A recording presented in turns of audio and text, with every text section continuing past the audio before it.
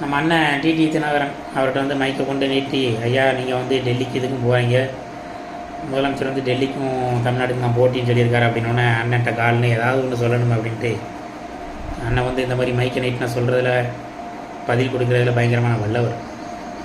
சிஎஸ்கேக்காக போராட சொல்லுங்கள் முதல்வரை, அதில் வந்து இருப்பது தோனி கேப்டனாக இருக்குது, அதில் எத்தனை தமிழ்நாட்டு வீரர்கள் இருக்காங்கன்னு பார்த்து சொல்லுங்கள் அப்படிங்கிறாரு.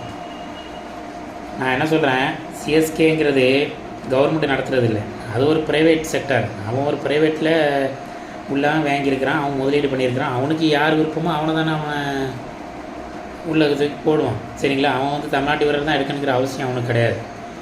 அவன் வந்து பல ஆயிரம் கோடி போட்டு முதலீடு பண்ணியிருக்கிறான், அவனுக்கு எந்த வீரர் வேணும் வேண்டாங்கிறது அவன் முடிவு பண்ணுறது. அதில் வந்து நம்ம கவர்மெண்ட்டோ இல்லைன்னா மக்களோ முடிவு பண்ணுறதில்ல. கிரிக்கெட்டை விரும்பி பார்க்குறதுனால நம்ம எல்லாருமே பார்க்குறோம், தோனி இருக்கிறதுனால எல்லோரும் பார்க்காங்க. சென்னை சூப்பர் கிங்ஸ்னு வச்சுருக்காங்களோ தவிர அது வந்து தமிழ்நாட்டு டீம்னு சொல்ல முடியாது, அது வந்து இந்தியா சிம்ஸ் டீம். சரிங்களா? அது அவங்க விருப்பம், யாரையோ வைக்கிறாங்க வைக்கலை, அது அவங்க விருப்பம். ஆனால் உங்களுக்கு ஓட்டு போட்ட மக்கள் இருக்காங்களா? எதுக்காக ஓட்டு போட்டாங்கன்னு நினைக்கிறீங்க? உங்களுக்காக ஓட்டு போட்டாங்களா? கண்டிப்பாக இல்லை. நீங்கள் ஒரு திறமையான ஆள், அதிமுகவை நீங்கள் மீட்டு எடுத்துருப்பீங்க, உங்களுக்கு கீழே அதிமுக வந்தால் நல்லாயிருக்கும் அப்படின்னு நினச்சி தான் தென் மாவட்டத்தில் இருக்க எல்லா மக்களும் உங்களுக்கு ஓட்டு போட்டாங்களே தவிர மற்றபடி வேறு எதுக்காகவும் போடல. இப்போ நீங்கள் அதையெல்லாம் தூக்கி போட்டு அந்த மக்களோட உணர்வுகள்லாம் நீங்கள் தூக்கி போட்டு நாங்கள் அங்காளி பங்காளி நாங்கள் சேர்ந்துட்டோம் நாங்கள் அப்படின்னு நாங்கள் போகிறீங்க. சரிங்களா? ஆர்கே நகரில் உங்களை முதல்ல போட்டியில் விடாமல் ஜெயிலுக்கு அனுப்பின கோஷ்டிகள், உங்களை பொதுச் செயலாளர் பதவியிலேருந்து தூக்கிட்டு நான் தான் பொதுச் செயலாளர் அப்படின்னு சொன்னேன் அந்த கோஷ்டியை திருப்பி அவங்க கூடயே போய் கூட்டணி வச்சுருக்கீங்க.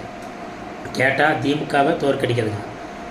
ஃபஸ்ட்டு நமக்கு நீங்கள் வந்து என்ன குறிக்கோளோட கட்சி ஆரம்பிச்சிங்கன்னா அதிமுகவை மீட்டெடுக்கணும், அதுதான் உங்களோட ஃபஸ்ட்டு குறிக்கோளாக இருக்கணுமோ தவிர திமுகங்கிறது அடுத்தது.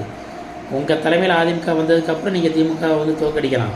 ஃபஸ்ட்டு அதிமுகவை உங்கள் தலைமையில் கொண்டு வரதுக்கு அதிமுகவை ஃபஸ்ட்டு நீங்கள் வந்து எதிர்க்கணும். அதிமுகவை எதிர்க்கணும்னா நீங்கள் எடப்பாடி பழனிசாமியை எதிர்க்கணும். அவரோட தலைமையை எதிர்த்து நீங்கள் தனித்து நின்னீங்கன்னா திருப்பியும் மக்கள் வந்து சரியான பதிலடி கொடுப்பாங்க. அப்போ தன்னால் உங்களை தேடி தலைமை வரும். அதை விட்டு போட்டு நாங்கள் அங்காளி பங்காளி நாங்கள் சேர்ந்துக்கிடுவோம், பின்னாடி எங்கேயே தான் நாங்கள் பின்னாடி பார்த்துக்கிடுவோம், அவங்க வேறு கட்சி நாங்கள் வேறு கட்சினா நீங்கள் வேறு கட்சிலாம் ஓட்டு போடலுங்க. அதிமுக ஏடிஎம்கே அப்படின்னு தான் ஏடிஎம்கேயில் இருக்கவங்க அவங்களுக்கு ஓட்டு போட்டுருக்காங்க, வேறு புதுசாக ஒன்று ஒருத்தவங்க ஓட்டு போடல. ஏடிஎம்கே கொடுத்த ஓட்டு தான் ஃபுல்லாக உங்களுக்கு விழுந்துருக்கு. இப்போ நீங்கள் வேறு கட்சி அவங்க வேறு கட்சி அப்படின்னா மக்கள்லாம் கிறுக்கணும்.